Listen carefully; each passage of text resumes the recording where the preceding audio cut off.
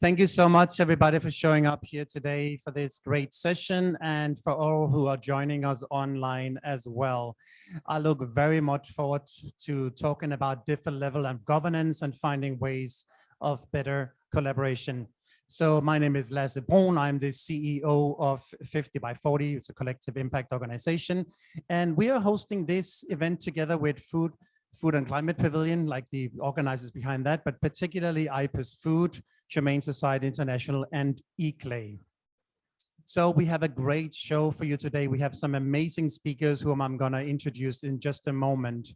And some of the things I have to remember to speak slowly because there is direct translation.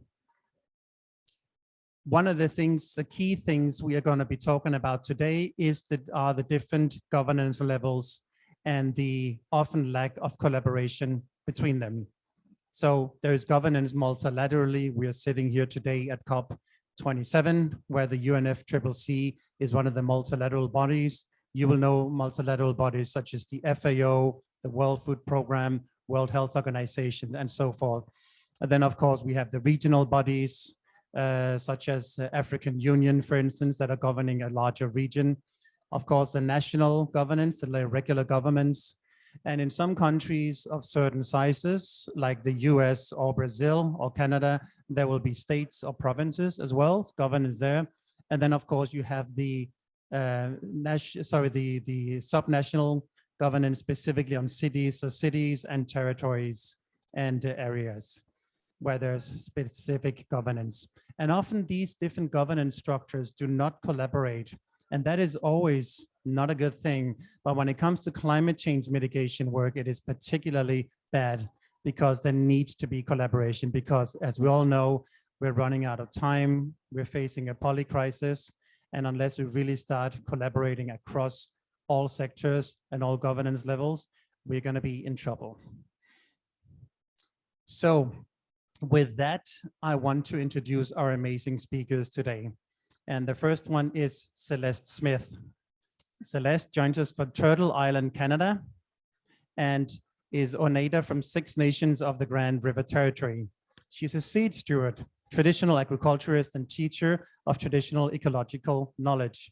She works on Indigenous food sovereignty, land justice, and Indigenous human rights through cultural seeds and Giketemi, Gamik. I'm not sure I pronounced that correct. Apologies for that.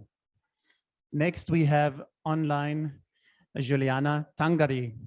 She's the director at the Comida de Amanhã, which is an institute in Brazil. It's a think tank for the transition to healthy, sustainable, and inclusive food systems, where she works mainly with the food policy and urban food systems. She's the general coordinator of LUPA, a Brazilian lab on urban food policies. Then we have Marcele Carvalho de Moraes, who studied veterinary medicine and is a specialist in canine behavior.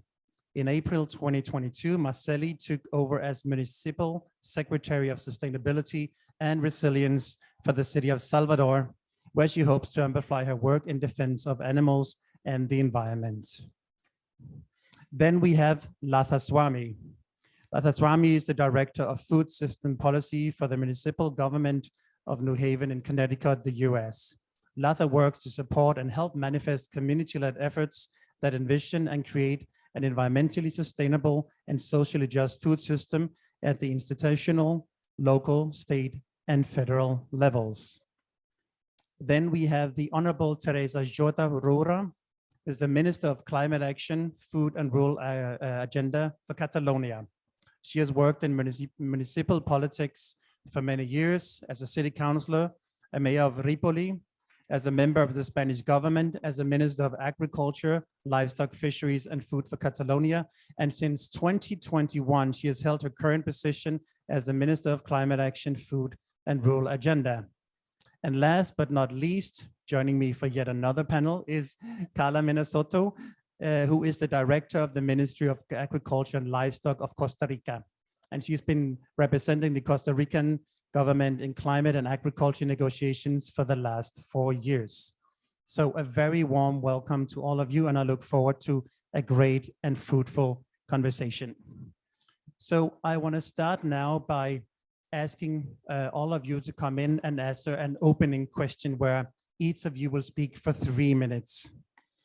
And the first one will be Latha Swamy. So Latha, please briefly describe where you're joining us from in the world, your food policy work, and what is the one main challenge you're facing in aligning food policies at different levels of government and across the food systems actors. Yes, hello, thank you so much. I'm Latha Swamy, and as mentioned, I'm the Director of Food Policy for the City of New Haven, Connecticut. This is a state, Connecticut is a state in the Northeastern United States.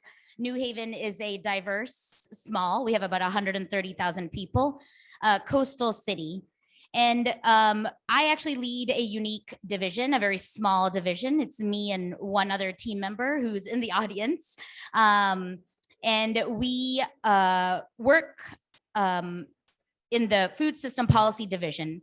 And there are only about 20 food policy divisions or roles in municipal government in the US. And for us, we particularly work from a values-based place. So what we hold very closely in our work is recognizing that imperialism, colonization, genocide, extractivism, and continued exploitation has ensured the growth and development of the US food and ag systems. And so in order to transform the food system, we need to recognize this, and we need to undo and rectify this harm. And so with this understanding, we operate from a food justice, and hopefully as awareness expands in the North American cities, a food sovereignty framework. And again, as mentioned, we really tried to help manifest and support community-led efforts, not that we're trying to do things from a top-down way, because we are a government entity. Ultimately, what we're aiming to do is reduce barriers, resource, regulatory, because we are a government, and information barriers, because as we all know, governments are the best at having cumbersome, opaque processes to access any resources or any sort of services. So for example, how to acquire land in New Haven, completely opaque. It's not easy to understand how you even start that process in New Haven. So what we're trying to do is overcome these opaque processes, and also understand that these processes were established by racist policies. In the US, for example, we had the practice of redlining in municipalities where basically by design, the city was segregated. And then beyond that, it continues so that there are resource poor neighborhoods that are not, that are disinvested versus other neighborhoods. So these were, again, by design, created in US cities throughout the country. And I think what I would say is that our biggest challenge in US cities is there is, in aligning policies at different levels of government, is the consolidated power structures and gatekeeping of resources by governments, large and small nonprofits, and others with positionality and power. And I will end there and share more later. Thank you. Thank you so much, Latha. I want to come to you, Paula, now and ask the same question and just talk a little bit about what is the main challenge you've been focusing on in Costa Rica.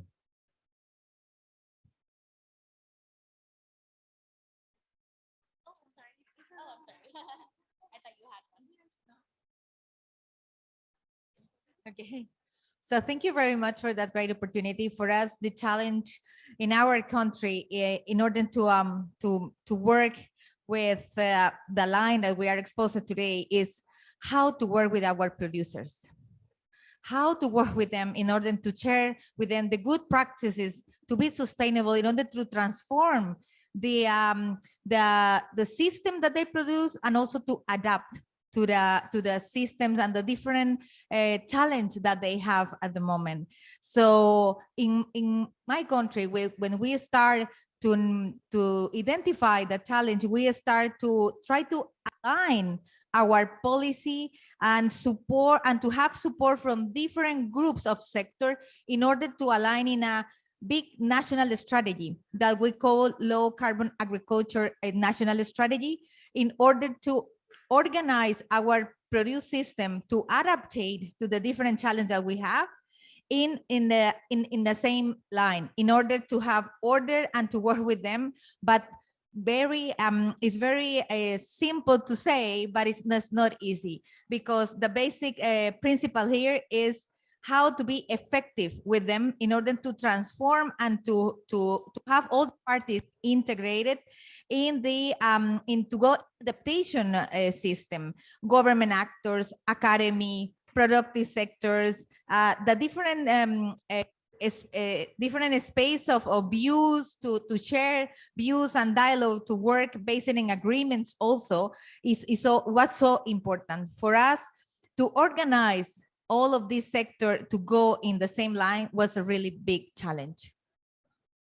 Thank you so much. Short and sweet, and it's nice to have you back on the panel. There's a lot of similarities with what we discussed earlier today. So great to have you here. I now want to come to Marceli, who is joining us online. Marceli, bem-vindo. Pode falar, por favor. Olá, bom dia a todas e todos. Me chamo Marceli Moraes. Atualmente estou secretária de Sustentabilidade e Resiliência do município de Salvador, mas sou também vereadora licenciada da cidade. Bom, Salvador é uma cidade localizada no Nordeste do Brasil. Minha cidade tem aproximadamente 3 milhões de habitantes, sendo 51% composta por negros, o que faz a cidade fora do território africano mais negra. E, bom, em relação aos principais desafios, eu costumo dizer que é você encontrar coesão social dentro de cada programa que é aplicado. Em Salvador, eu posso frisar 2 programas muito importantes. Um é de agroecologia urbana, em combate à insegurança alimentar, e o outro é o Educando para a Sustentabilidade, que é a redução de 20% da proteína animal nos cardápios das escolas municipais. Em relação ao programa de agroecologia urbana, é exatamente isso, é encontrar a coesão social, é encontrar o modelo e o formato para engajar aquela sociedade na agricultura familiar. Então, por exemplo, aqui a gente tem as hortas sagradas, né? Plantas que são plantas sagradas, que representam religiões de matrizes africanas com uma certa crença, uma certa fé nessas plantas. Então, existem comunidades que a gente não consegue implantar a agricultura familiar no sentido de alimentação, e sim essas plantas sagradas. Já outras comunidades, elas optam por vegetais, frutíferas. Então, esse é um grande desafio, encontrar coesão social. Em relação ao Educando para a Sustentabilidade, que é a redução de 20% da proteína animal, que é um programa muito importante que a gente implementa aqui junto com outras secretarias e outros atores, eu acredito que o principal desafio é você tirar, de fato, aquele paradigma de que você vai substituir a proteína animal pela proteína vegetal e vai continuar tendo, de fato, a nutrição, porque muitas pessoas acreditam que você tirando a proteína animal, principalmente em países menos desenvolvidos como o Brasil, você acaba tirando a nutrição da criança. Então, o principal desafio é você integrar toda a comunidade, integrar os pais, integrar os atores desse processo, os professores, os agentes que vão cozinhar aquele alimento. Então, tirar esse paradigma, eu acho que é o nosso principal desafio dentro desse programa.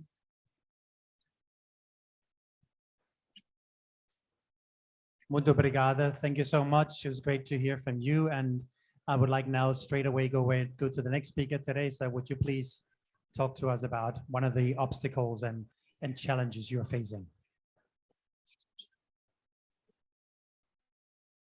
Ara sí, sí. Bé, molt bona tarda a totes i a tots. En primer lloc, sí que voldria agrair la participació en aquest panel tan extremadament femení.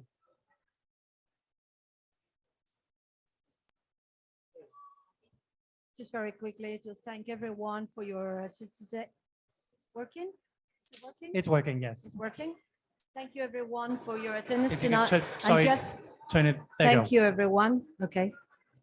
And I'd like to thank the organizers for this very feminist panel. Thank you very much. I'd like to start by this.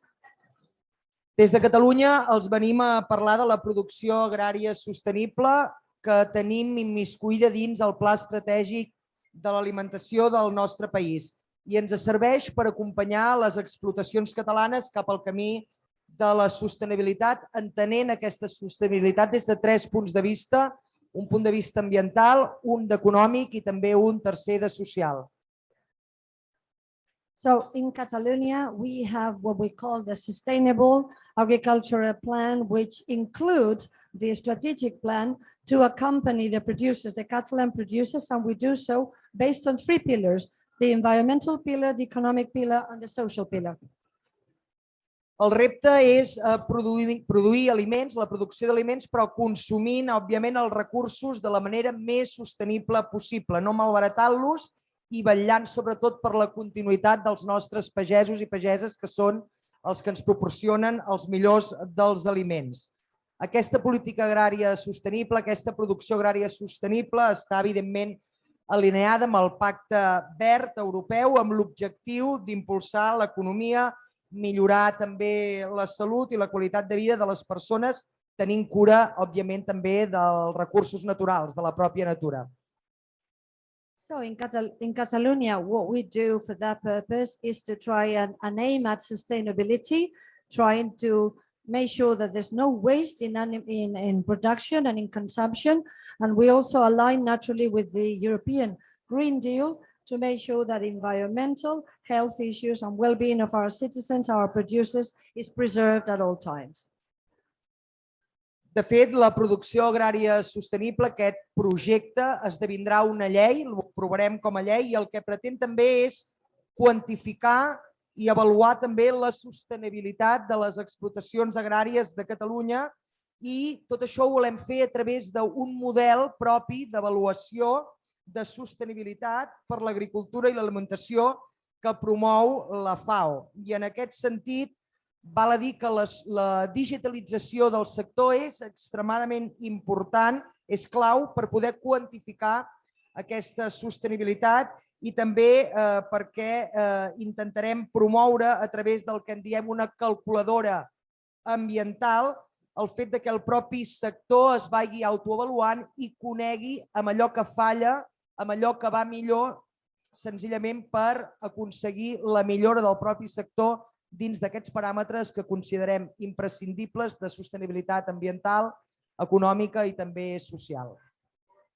So in this sustainable agricultural plan in Catalonia, what we're trying to do is develop a model, to quantify and to evaluate how our producers are producing, and we're following in that model, the model of the FAO. It would also be very important for that purpose to quantify, to be able to quantify digitally. So this self-model allows them to evaluate and make sure that they're continuing along the lines of sustainability in order to measure where there's been failure and where there's been success stories.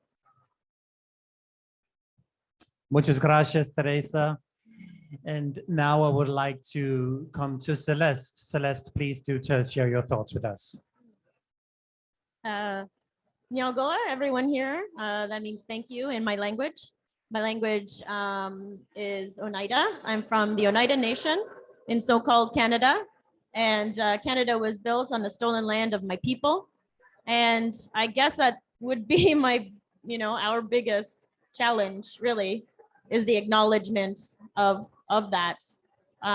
Just to go back a little bit, who I am is I'm here representing the National Farmers Union of Canada. I'm a farmer, and also La Via Campesina here, as you can see. And we're an organization of 200 million peasant farmers from around the world, Indigenous people, rural workers. And our challenges are the same all over the world, which is globalization, which is industrialization. We are small scale farmers, and we are the ones really doing the agroecology. We are the ones that are on the ground. We are the ones with our hands in the earth. And we are slowly trying to get our message across to the big governments of the world, which is we can't buy ourselves out of the climate crisis. And so corporatization is also something that we're talking about. And I just want to tell you a little story before we begin. The reason I have this down beside me and I'm not showing it, I'm showing it now. This is Nestle. This company is stealing the water from my own community. My own community that has no running water. This is in Canada. We live an hour away from Toronto, Canada's largest city. I have to come here across the world and drink my own water from my own community. This to me is so disrespectful and it's so disheartening. But I'm here anyways, even though it's so hard, because I want to be in the room with people who are doing good work, you know, from different countries, from our neighbors here, and want to show solidarity together, because that's the only way we can get ourselves out of this crisis. So I just wanted to say that we are talking about the corporatization of this COP, and it affects people that are here. It's not just something that, you know, you can just say, oh, you know, we're just getting water from here. You know, this is my community's water that you're drinking. And my cousins do not have water hooked up to their taps. My cousins right now don't actually have water. They have to go to the gym and shower. This is the reality, even in rich countries. So thank you. Thank you so much, Celeste, and thank you for sharing that. And it's very shameful, and I'm so glad you brought it up. And I think we need to have more, particularly at panels about truth and reconciliation and what that really means, particularly in the auspices of food production. So thanks for sharing that. I want to come now to Juliana. Juliana, who's joining us from Brazil. Juliana, bem-vindo. Pode falar agora. So, hi, Latha. Did you hear me? So, good afternoon, everyone. We hear you fine. Okay, so thanks to organizer for the invitation and for the opportunity to join you today, even if I'm online. It's really an honor to be here with you. Well, I'm in Brazil, as Latha said, and where I co-lead with two friends, Monica and Francini, a think tank on sustainable food systems, Comida do Amanhã, which is a 50x40 partner also. And our organization's work focus in the intersections of food and cities, food and climate, and food and culture. We run several projects for that, but our main project or program, I would say, it's LUPA, a lab on urban food policies that gathers now more than 30 cities in Brazil. So I'm not speaking from the perspective of one specific city in Brazil, but from the perspective of our work. And well, we launched LUPA in August last year in a great partnership with ICLEI South America, which is the organizer of the program. And it's also good to say that Human Society International is also one of our supporters in Brazil. And the city of Salvador, here with us today, has recently joined LUPA, making it the largest food policy lab in Brazil. So in LUPA, we don't teach anyone anything. We facilitate cities to share among them the knowledge, experiences, best practices, challenges they face to design and to implement local food programs and policies. So we also organize LUPA's activities in order to advance, I would say, two key ideas, or there are two pillars of our work in LUPA. One is implementing at the local level a governance structure for food policy design and monitor that allows civil society participation and intersectoral approach. And the other idea I would highlight is the idea of designing coherent food strategies and planning. Well, and saying that, I take the tip to answer the main challenge question. I would say that from the perspective of my work, the fact is that in Brazil, few cities do have a really strategy for food policies, considering food policies, all policies with regard to food systems. So I believe this is one big challenge here, to increase the number of cities that design multi-year policy plans to give coherence, to give territorial lens to all food-related local programs. I stop now and come back to this later. Thank you. Thank you, Juliana. Molto obrigado. So we've heard now some introductory remarks from all the esteemed speakers here, and it's quite challenging, isn't it? We talked about challenge, not only challenges for each of these individuals in their respective communities, it's also getting a picture of how complex multi-level governance is, and everything from things that can be changed at a board meeting all the way over to corporate theft of water, as we heard from Celeste. So the issues are there. Some of the problems run really deep, literally, pun intended. So we now want to come over to first ask three of you one question and the remaining three a different question. So the first question coming up now is for Latha, Teresa, and Paula. And now we're transitioning a little bit from opening statements into more like a workshop or a skill share, so we all can learn something coming out of this. So the question for the three of you is, have you had any particular successes in gaining policy alignment, recognition, or support from different levels of government, and how did you achieve this? So I would like to first come to you, Latha. Yes, thank you. So I think I'd like to share for this question in three categories. So it's important to note that though we are a unique division in municipal government, our city has actually never allocated a budget to our division within the general funds. So we, as a team, we're always working with a, no financial resources. So starting at the national level, one thing that we were able to do successfully in the last 2 years is receive a first ever grant from the federal government, from the U.S. Department of Agriculture, from their new Office of Urban Agriculture and Innovative Production. And it was for $500,000. And we are using this funding to develop New Haven's first urban agriculture master plan. In coordination, we're co-leading this with a community advisory board of 60 residents who we are using the grant funding that we received, almost the entire $500,000, to pay them $25 an hour over 3 years. So I think by receiving this money from the federal government, we have been able to further legitimize our work on the local and state level. We were able to grow the team. It was just me, and with this funding, I hired someone onto the team.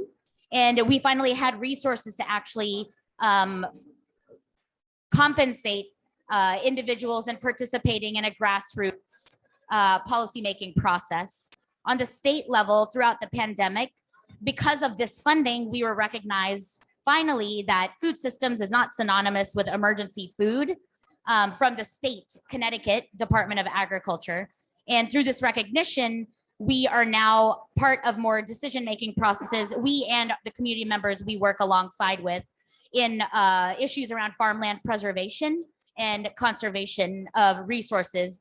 And locally, we haven't had as much success, funny enough, but because of external funding from the state and federally, we've been able to somewhat legitimize our work. And I think I'll end on, it's very important that being a part of international knowledge sharing networks and commitments is very important. So I sit on the Milan Urban Food Policy Pact Steering Committee representing North America.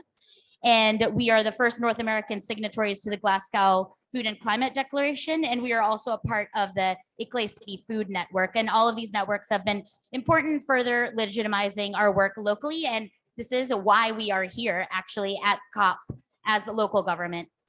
Thank you. Excellent. Thank you so much. It's very heartening to hear that it's actually possible to create this kind of collaboration that moves away from incremental change to systemic solutions to a systemic problem. With that, I wanted to come over to Teresa for you for a quick 3 minutes. Bé, doncs en aquest sentit sí que hem tingut èxits, valgui la modèstia. De fet, hem presentat aquest projecte de la PAS, de la producció agrària sostenible, al propi Ministeri d'Agricultura de l'Estat membre, de l'Estat espanyol. Ho hem fet també en altres territoris de l'Estat, com per exemple La Rioja i Andalusia, i també l'hem presentat a la Comissió Europea. Val a dir que tots s'han interessat moltíssim per aquest projecte. Europa, sobretot, ho ha fet per als blocs econòmics i socials, però, per exemple, La Rioja, que és una altra comunitat autònoma de l'estat espanyol, doncs ens està copiant ja aquest projecte, aquesta llei futura de producció agrària sostenible. Yes, of course, we had success stories. As I was talking about this sustainable agricultural policy, we have shared this with the Ministry of Agriculture of Spain, the country, and also we visited other regions like Rioja and Andalusia, and the European Commission is also supported, the European Union supported our work, and likewise they supported a work done in economy and social matters, and in fact the Rioja, the other region of Spain, is copying our model. Per nosaltres, una part important de l'èxit, bàsicament, és que aquest projecte ens ajuda bàsicament a clarificar i a concretar matèria de sostenibilitat a les explotacions agràries en aquest sentit. Facilita la distinció entre els aspectes obligatoris que cal complir, doncs, bàsicament per normativa, d'aquells que van més enllà, que fan un pas més en quant a la sostenibilitat, evidentment assolint una visió doncs, més holística de tot allò que es du a terme en una explotació en matèria de sostenibilitat. That model is very useful for us because it helps us to put down on paper, to be more concrete about those aspects who are sustainable and to make the difference between those who are compulsory respecting the law and those who are going beyond in matters on sustainability, thus having a holistic approach. I per últim, també creiem que la calculadora de sostenibilitat serà, sens dubte, un instrument, entenem, molt potent per engrescar els nostres pagesos i les nostres pageses que vulguin saber com estan ells, com estan les seves produccions, les seves explotacions en quant a sostenibilitat, i els servirà també com una eina d'automillora constant per assolir aquells objectius que els portin doncs, a assolir una agricultura realment, una producció agrícola realment sostenible. I've talked about the digital calculator and this tool that is so powerful, which will enable our farmers to do an evaluation and a self-assessment of how sustainable they are going in their real practices towards general and global sustainability. I per últim, en aquests moments estem tastant ja en algunes explotacions del país doncs, aquest model futur, que ha estat possible també perquè s'ha treballat molt i molt de manera tècnica des del propi departament, sobretot des de la Direcció General d'Agricultura i Ramaderia, però també en connivència amb l'IRTA, que és el nostre institut de recerca agroalimentària del país. And we've run some pilot experiences successfully with this, as I said, digital calculation. And for that purpose, we counted on the support, the technical support of our division, the department in charge of agriculture and livestock. And likewise, we have an institute, it's called the IRTA, the IRTA, which deals with all technical aspects of agricultural matters and research. Muchas gracias. And I know you take a little bit longer because we, of course, need time for the translation. It would be unfair to ask you to do shorter than everybody else. Na próxima vez, vamos fazer o painel no português, o portanhol. Però digue-li, estic resumint tant com puc, per respectar, també. But I'm being as succinct, as brief as possible in order to respect the time allocated to me, and the interpreters humbly trying to speed up too. You're doing an amazing job. M'he fixat que la companya no m'interpel·la amb els paperets de fora de temps, 1 minut, 2 minuts. I'm noticing that I'm not getting the colleague over here showing the time at 1 minute, which I'm very grateful for. And I'd like to acknowledge her for that. Thank you very much. Excellent. Thank you. All right. I want to come to you, Carla. Over to you. Thank you. Thank you for that question. Historically, Costa Rica has been working in sustainable and environment and also with agriculture and be sustainable in different topics like agriculture and livestock, of course. So to gain in policy align and recognize and to support different levels of the government, like I told you, our national strategy of low carbon in agriculture was a big challenge, but also a really nice case of success, because the basic principle to gaining policy aligned is the effective participation of the interested parties. What that means, for example, government actors, academia, productive actors. We established a dialogue with them and we're based on agreements. That was difficult. They take us a long time, but at the end was a really success experience in livestock, coffee, rice, bananas and sugarcane. That 5 products are so important for our national strategy that now is under a national policy of climate change too. Of course, it was a collaborative governance and develop public policy. So step by step since 10 years ago. In addition, there is a robust academy in my country. That is so important to say because that contributes to generate technical and scientific information, data, evidence that how our process is going on in the technical way and scientific topics to produce foods. How it's not just to produce, it's how we are implementing the good practices and what are the results? Results where? In the farms, with the soil, with the producers, with the water, with the different resources that they have. We're already monitoring how is the advance on that topics. So we have a direct link between private and public sector, give them technical assistance. This is another really nice topic. Our extension service is so big in my country. So thanks to the international cooperation at the budget of our government, we can below capacities in the different people are the key actors, producers, government, technical research. So key factors for us at the end to finish is public policy, participation of public, private and academy, collaborative governance and technical and scientific available evidence, data, projects, extension. So stay time, but step by step, we can manage. Excellent. Thank you so much, Carla. And that's a really good segue down to the next round of questions that's going to be for Juliana, Marcelli, and Celeste, because we're going to continue with the workshopping and the skill sharing and take it one more level down. So the question I would like you, Juliana, Marcelli, and Celeste to answer is, what mechanisms exist in your regions or area of work to help foster participatory food policies and programs amongst residents and food systems stakeholders? How does it work on the ground? And I want to come to Juliana first. Okay, so, well, I speak more from the perspective of the model we have in Brazil, because maybe this could bring some highlights here.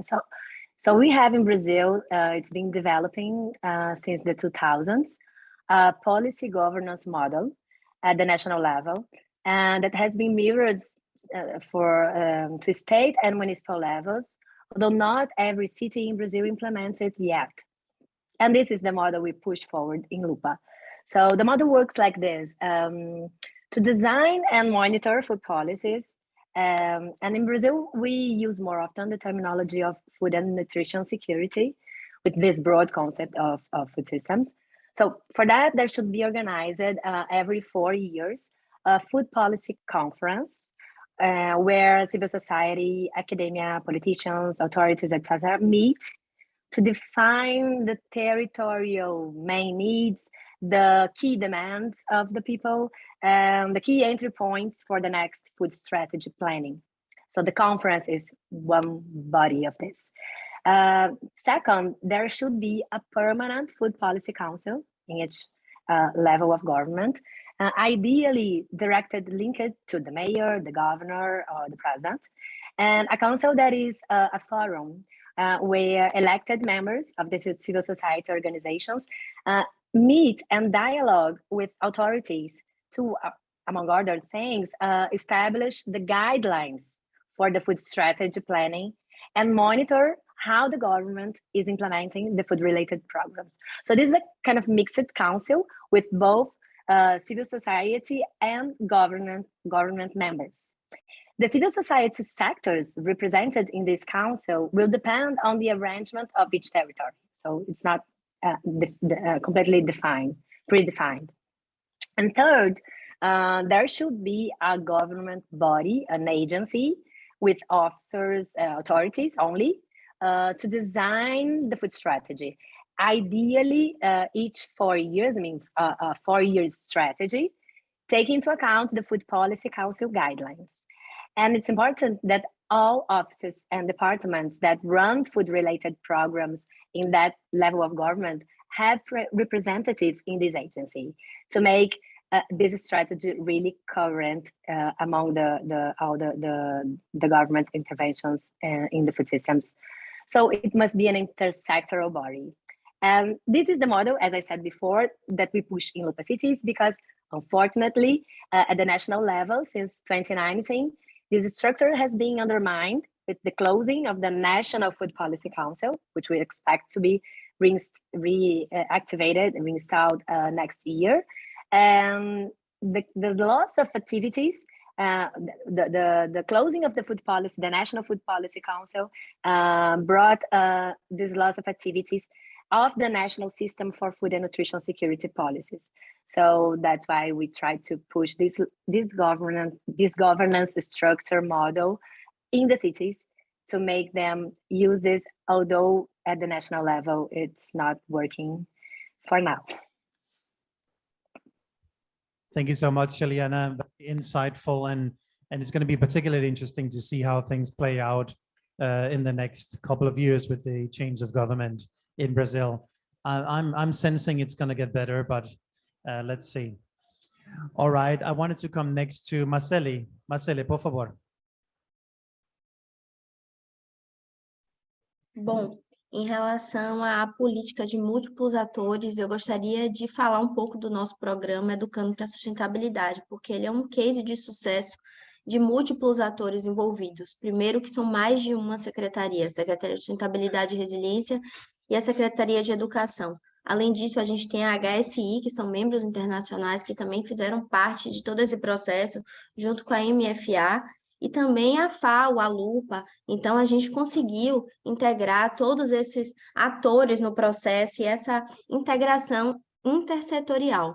E falando do Educando para a Sustentabilidade, o nosso objetivo é ampliar, né, e apoiar o alcance do nosso PMANC, que é o Plano de Mitigação e Adaptação de Mudanças Climáticas em Salvador, aumentar a diversidade de alimentos ofertados no cardápio escolar, promover também a educação nutricional e ambiental nas escolas.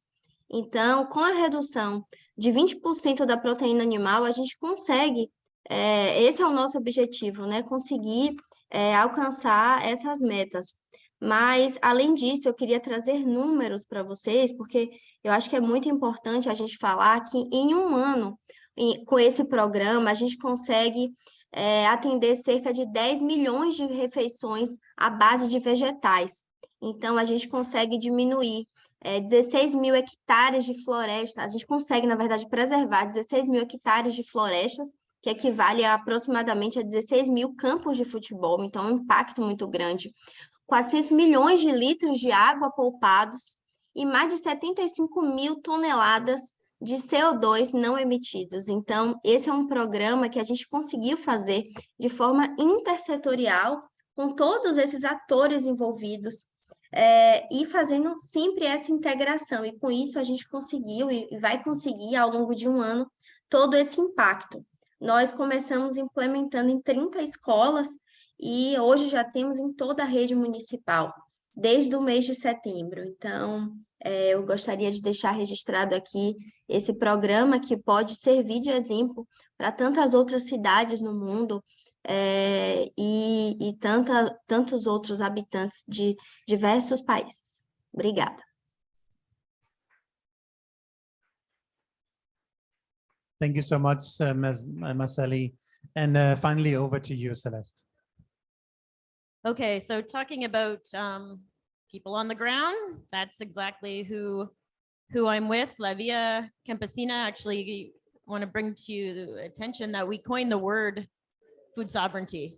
So we're doing that work. And just say, are you okay? Yeah. Okay. All good. Okay. We are doing the work, and I'm sorry to say, but our governments are not supporting that work, right, in meaningful ways. And I've heard a lot at this COP. I've heard agroecology, agroecology, agroecology. Well, we're not seeing that support on the ground. I'm in Canada. I'm one of my projects is I'm building a farm for Indigenous women to relearn and reclaim what was taken from us through colonization, our seeds, because I'm a seed keeper, our languages, our land, these types of things. We need to be talking about those things because that's what agroecology is. Agroecology is the people. It's not the corporations. It's not these techno solutions. It's not these false solutions that we're talking about here. It's not climate finance. It's the people on the ground, and we're trying to get our voices heard every day, saying, we've been saying this, my people have been saying this for thousands of years. Stop doing that to the soil, right? And every day Canada says, we love Indigenous people. Other governments say this as well. Meanwhile, the next day, the RCMP is taking my brothers and sisters to jail for stopping a pipeline going through pristine waters that they can drink from. I live near Toronto. I should be able to drink the water in my Great Lakes here. I can't drink the water. And I went up north and we're eating the fish. We're drinking the water. And I go back down south and I said, wow, like what are we doing that it's okay for us to not be drinking our water? For us to say, oh, it's just polluted. Well, that's just the way it is. We can't drink it. We can't eat the fish. Sorry, there's mercury in it. Oh, we can't do, where have we gotten as a human species that we can't, that's okay, that the things that we're doing to the earth is okay? It just boggles my mind that we can't see this. And maybe it's because we're so, we can't touch the earth. We can't be on the earth. We're so far away from it, right? So when we talk about agroecology, we need to talk about the real agroecology, which is the people, which is the Indigenous people, which is the peasants, etc. So sorry for going over time. Thank you so much, Celeste. It's Yeah, so go. important to mention again and speak truth to power here. And, even moving beyond the ideological and the justice aspects of this, it's also just a bad strategy. You want to do food systems change with the emphasis of systemic changes. We are not going to be able to make that unless we work with all the different stakeholders, and what can be more important than people working on the ground? So most people will know about food safety, food security, but less so about food sovereignty. So again, an important point for future panels to dig deeper on that. So we're going to be continuing now with the workshopping and the skills sharing here, and coming to talking a little bit about solutions, because we talked about challenges, we talked about actual concrete mechanisms on the ground. Now we're going to talk about what is the one thing we can change that's going to make a huge difference when it comes to multi-level governance. So in essence, what is needed for better policy alignment from the local to the global level? So for instance, what happens in Salvador, how does that relate to what happens at the national level in Brazil? What happens in, for instance, the Mercosur, and what happens multilaterally like here at the UNFCCC? And again, I would like you to come in a specific order, and I would like to start with Teresa.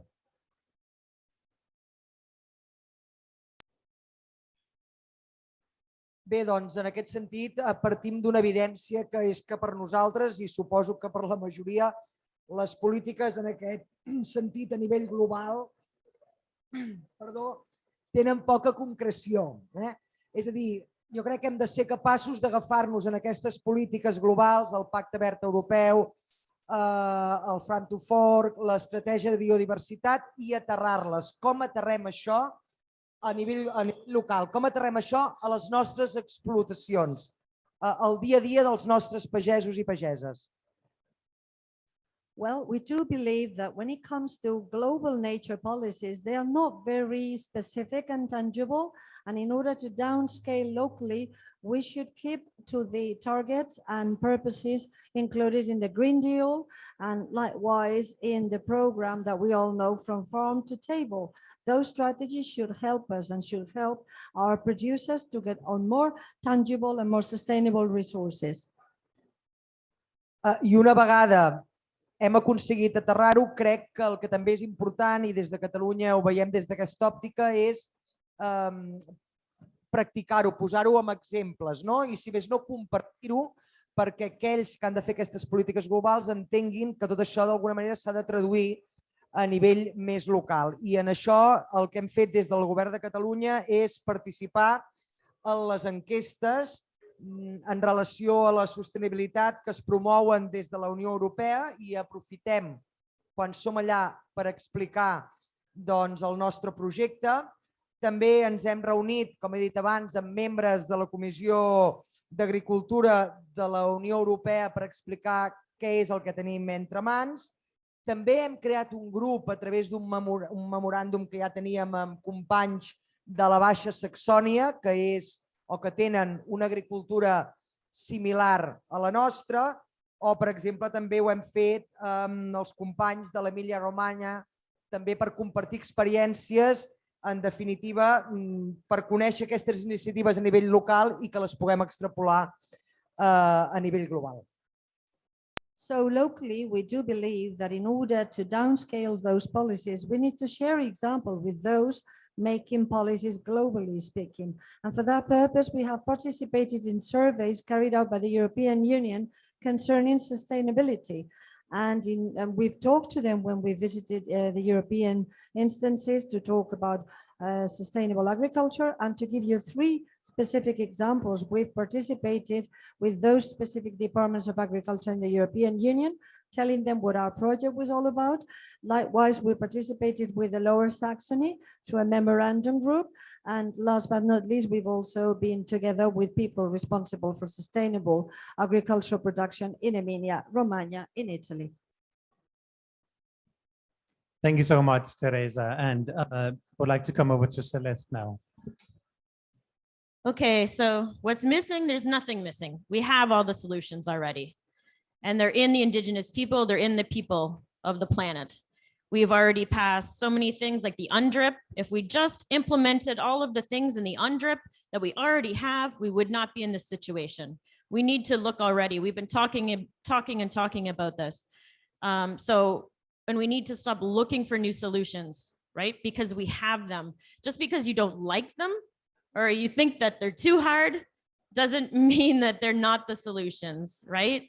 And like I said in the beginning, we can't always be looking for these tech fixes and new, all this consumption, because this is what got us here in the first place.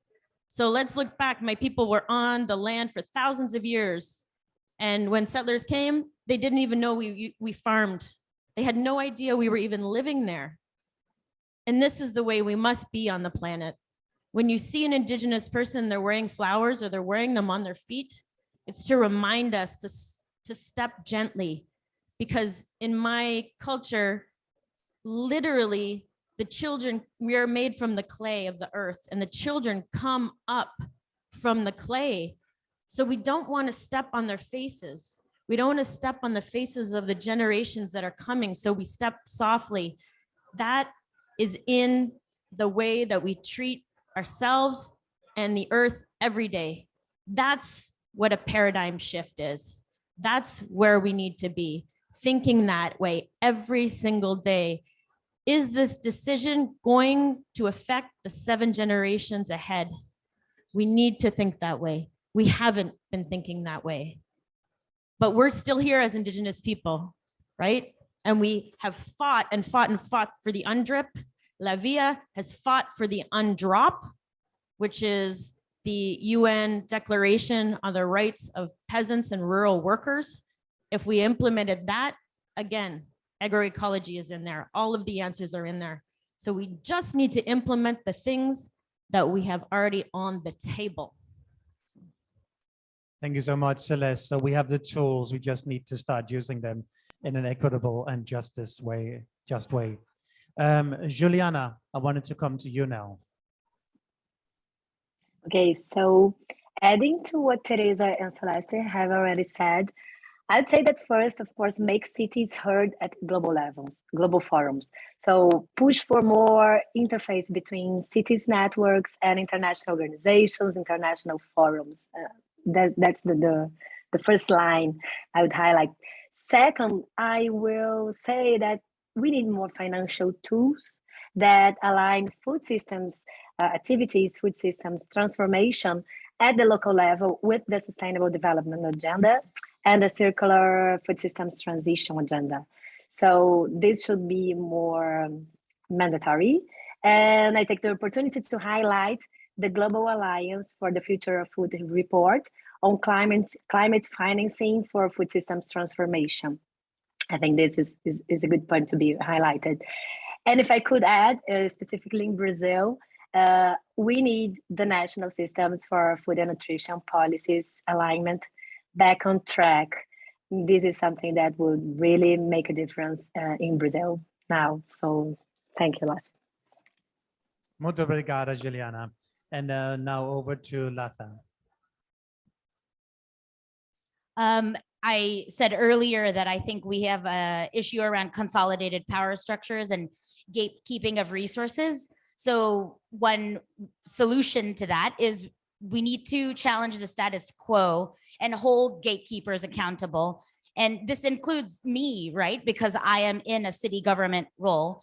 So how do I hold myself accountable to the communities that I work alongside with? And how do I do that internally and externally, right? And we can all think about this. Gatekeeping isn't a bad word. We all play this functional role in whatever positionality and power we have. So I think it's important to challenge that role that we carry with us in no matter what space that we're in.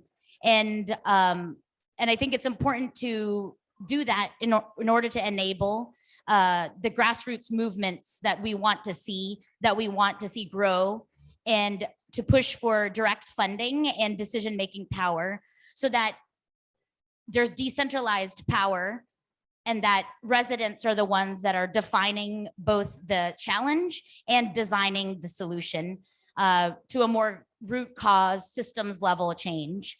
And I wanted to use one example, especially with North American cities. I can speak specifically to US cities, is that, one thing that we lack often is, or one thing that we have a lot of, is the belief of American exceptionalism, and that we don't need to learn from other cities, especially other cities from colonized places, currently and historically, but it's all current.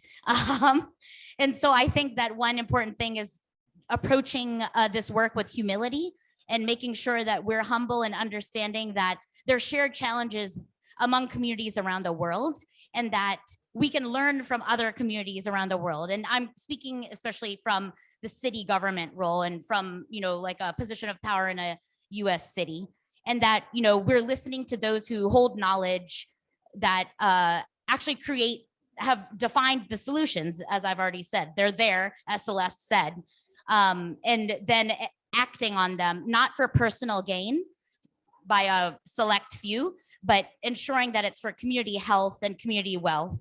So yes, I think that's probably specific to my role in a North American city government. I think that is important to highlight. Thank you so much. Really important word, and it raises the issue of accountability, which is so important across all governance levels, and particularly when you are in a position where you want to improve things for people on the ground, for the consumers, for the workers, for the farmers. Accountability and sticking to your word and that integrity that comes with that is crucial. So Carla, I wanted to come to you next. Thank you. And something really important in order to advance, because like my colleague said, we know the solutions. We know what we need. Even if we are in the public sector communities or private or NGOs, civil society, we need to unblock that financial support. We need this because our different strategies, being national, local, or regional, sometimes we know which is the solution, but sometimes we don't know how to implement, because sometimes our governments or our local governments or even the communities doesn't have the access to finance that technologies or the things that they need to implement and change the things they are doing, even in agroecology or to be sustainable in agriculture of livestock, and even in transforming our food production system, to, of course, to preserve our values, principles, according with our different conditions and that we are in the world. At the end, the most important thing is how to talk. What is the key clue? You know, to say the financial support, unlock it. We are doing, and we know how to break and implement the different good practices. For example, in our case, good practices to implement to the producers. Sometimes the technology sometimes is not free. Sometimes there are different good practices, like agronomists. I know how to produce and I know in a sustainable way, but sometimes I don't have enough money like a government in order to implement, for example, a national strategy or technologies or different approaches to be sustainable and adaptation to the different focus, even in the transformation of our systems. So I think this is a key issue in order to be aligned. For the reason I told you, government, public sector, and also the financial sector is so important to recognize that we are in the right line, but we need to work together for a global target, not a personal target. Thank you so much, Carla. So we have the tools, it seems, we have the know-how, but there's a problem of availability and accessibility of all those tools, both domestically, but also internationally. So much more skill sharing is needed here. And of course, accountability of those who are in power to take things forward, to protect and to serve the ones they've signed up to serve.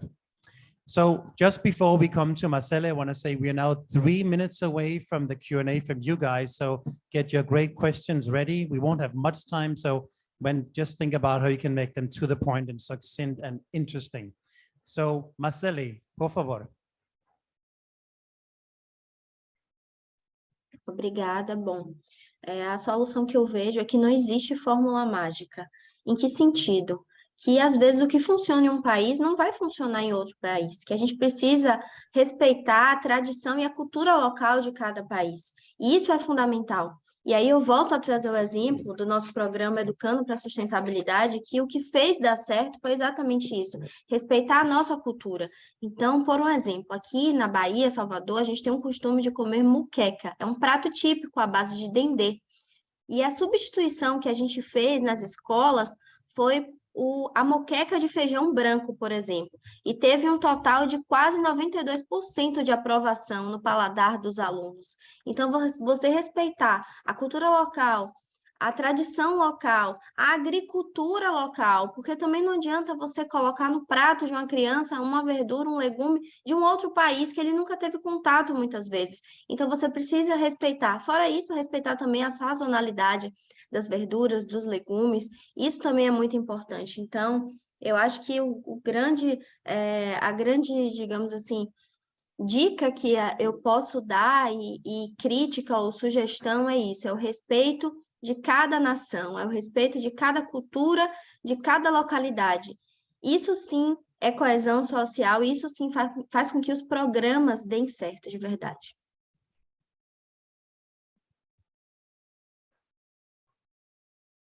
Thank you so much. It's not about reinventing the wheel, even when it comes to the dishes, but maybe changing a few spokes. So it's accessible, affordable, healthy, tasty, and appropriate for the cultures. Okay, we're going to have a few minutes for questions, Q&As. We have one online and we have one from the gentleman in the room here. And please, no long statements, a specific question, and please state your name and affiliation and also who you want to direct the question to. So let's do the gentleman over here first and then the person online after.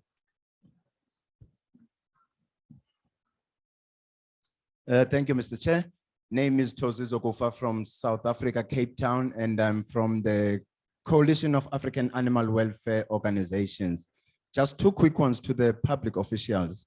Are there any practical examples on the ground on decolonization of food and also democratizing it? And the second one, what is their take on intensive animal agriculture?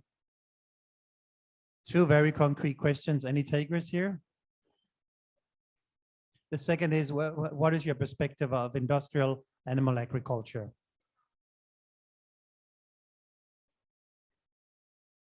I'm also looking at Marcelli and Juliana.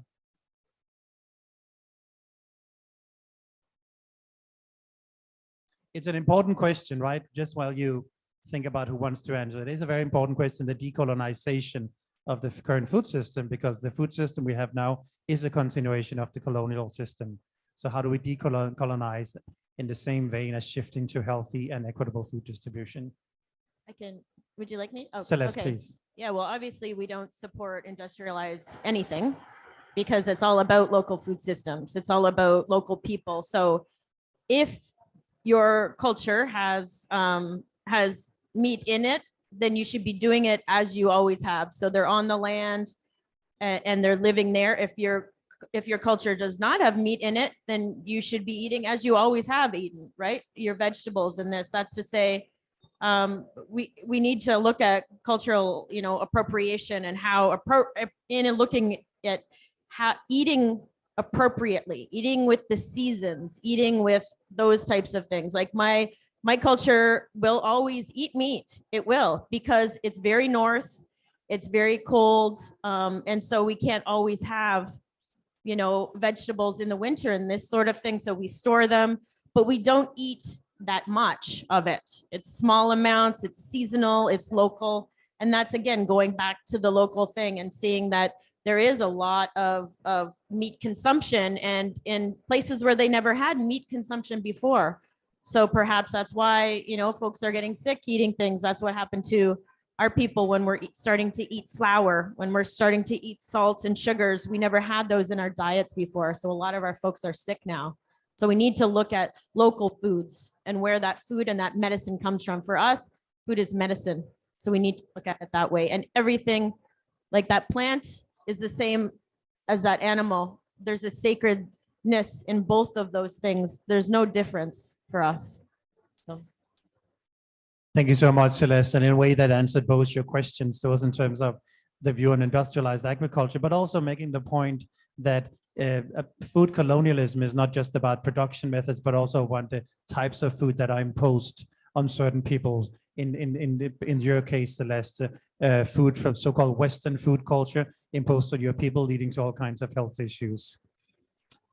We have a question online. Will you do that? Yes. Yes. Thank you. This question is for Juliana. And Romilda de Souza Lima from the State University of West Paraná asks, how do you achieve food policy champions for agroecology inside municipalities? Because Paraná in particular is having difficulty achieving public policies for agroecology. Okay, so Romilda, I can tell you what we are facing in Lupa, in the Lupa cities, which, as I said before, have more than 30 cities now. But of course, it's not all the cities in Brazil, so maybe it's a biased group of cities. So actually, we thought when we designed Lupa that would be very difficult to engage local authorities in this agenda. In fact, we were very well surprised how interested they were.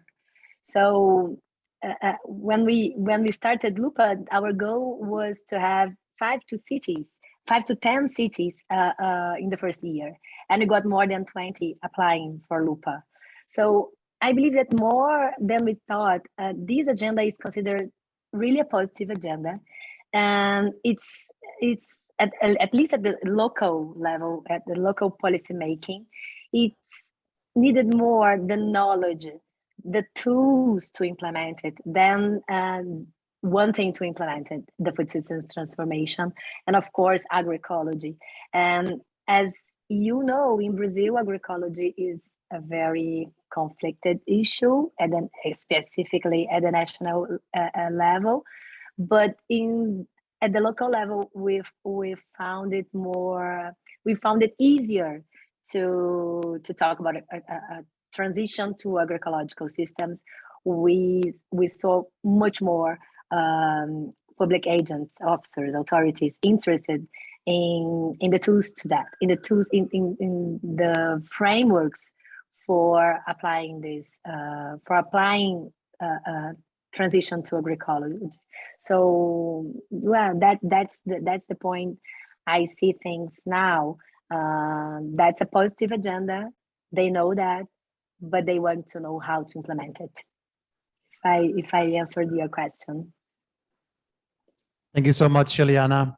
That was great. And I think we have to close the questions here because we need to move on to the next segment. There might be time for one more. So if there's one burning question after the next session, please do let me know. I would like now to invite Peter De Franceschi to give a few words about his experience and working about looking into the networks and mechanisms he has seen that might successfully has fostered multi-level and multi-actor governance mechanisms, and how the UNFCCC can help play this. And Peter is the head of the Brussels office for ICLE, and he is a lawyer by background and also has a degree in human rights. So over to you, Peter. Thank you. Okay. Well, thank you for having me in this powerful round. Indeed, I agree. We have it all. We have still a wonderful earth. We have the solution, and we have the people. I read that in 3 days, we will have reached 8 billion people. So I have this vision that we go to this 8 billionth person, you know, a little human, and say, now we change. But we know that it's not the way, although we are now all here discussing about so important things like climate change. And I think when you work on food and you are here at the COP, you feel it's all about food. But when you talk to the negotiators, you realize that many don't still make the link between climate change and food. One of my favorite dishes is this one. It's the public plate and the Sustainable Development Goals, because there can be so much impact on a small plate when you link it to, for instance, public procurement. And that's, for instance, one layer where the national and the local level can work together. Like, for instance, in Italy, but I also know in Brazil, food procurement or school meals are very strong. So if the national government says, okay, for everyone who does public purchasing of food in schools, elderly homes, hospitals, there must be, like, for instance, in Bahia, since I see here the representative. So in Bahia, the 30% of the food must come from small farmers. That is very strong. We don't have that, for instance, in the European Union. Or in Finland, there is it's linked to food education and cooking. I think that is also very strong, so that every child and young person has to learn how to cook, because if you cook, you have totally different relation to the food. Or it's the link to health, whether it's obesity or stunting, when you have nutritious food. And we also did this podcast called The Power of the Public Plate. And it was very interesting to see, I remember an example from Kenya, how they switched from the imposed crops to traditional crops. And in the end, they had more nutritious food and spent less money on the public meals. So that's one example. The other one is dietary guidelines at the national level that can impact also on the local level. And then in terms of initiative, while we all know now the Glasgow Food and Climate Declaration, and as ICLE, we were right from the beginning there. And it's a political statement. And then we have the Barcelona challenge about what are the best choices to reach these goals, you know, of reducing greenhouse gas emissions through food. And I think another initiative that is interesting is the Urban Food System Coalition. This Urban Food System Coalition is actually softly launched during the COP. ICLE is part of the Secretariat, and it's led by FAO and GAIN, the Global Alliance of Improved Nutrition. And here we go even a step further. It's about one of those coalitions, you know, that came out of the UN Food System Summit. And the idea is to work on urban food systems. Urban food system meaning working on markets, food markets, working on food waste, working on school meals and procurement, but also the city-region relations, all these nexus, food, energy, water. And now it's basically finding national governments, and there are some governments that already expressed their interest. And then it's about piloting at country level, this collaboration, multi-level food governances around food with multi-stakeholders and civil society. I think that's it. Thank you. Thank you so much, Peter. Really appreciate those words. And it's a really great way to end this panel on. Before you run away, a few practical comments. There is a small present for all of you. Secondly, we do traditionally do a little quick group picture here when we're done. And thirdly, remember there is a reception down here. There's some, speaking of food, some nice food and drinks. So please do stick around and help yourselves. But I think this has been a very, very interesting conversation. And I think this is a good opening for having an ongoing conversation, particularly looking at COP28, where the different levels of governance will have to be addressed much more. And I would be very keen to talk about how we can build bridges, not just in terms of multi-level governance, but also how it relates to funding. So there should be alignment between multilateral processes and multilateral development banks, regional processes like African Development Bank, African Union, and as well as same for national funding and subnational funding. So without the money changes, we're not gonna get anywhere. It's been a very interesting and provocative conversation. Thanks for all your honest and great input and for your eye-opening comments and sometimes very sobering comments we'll take away from here. It's been a pleasure and I wish you a continued great COP. Thank you so much. Obrigado and muchas gracias.